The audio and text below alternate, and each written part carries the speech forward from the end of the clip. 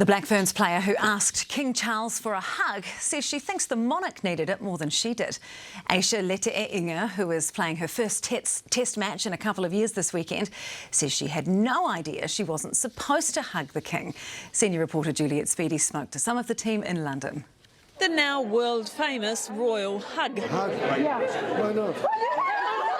No big deal at the time for the Ferns standout winger who asked for it. I think that's just Kiwi behaviour.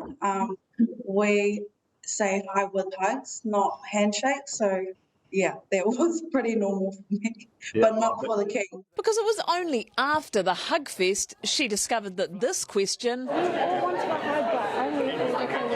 Yeah.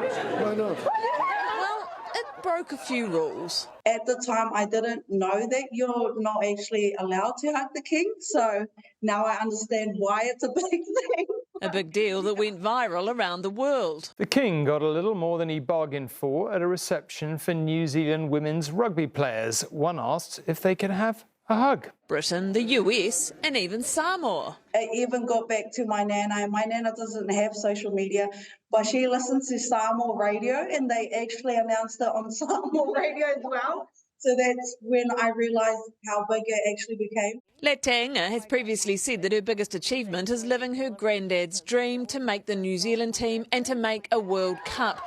And Granddad was on her mind when she met the King at Buckingham Palace. I have a soft spot for old people. I'm not saying that he's old, but that definitely did play in my mind at the time. It's a huge week for the player, playing her first test this weekend since the 2021 World Cup final. She's been through a bit of growth and personal growth. The energy she brings back into this team on and off the field is, you can't really explain it. The Black Ferns coach says the royal visit was never going to follow a script. I knew she was going to do something.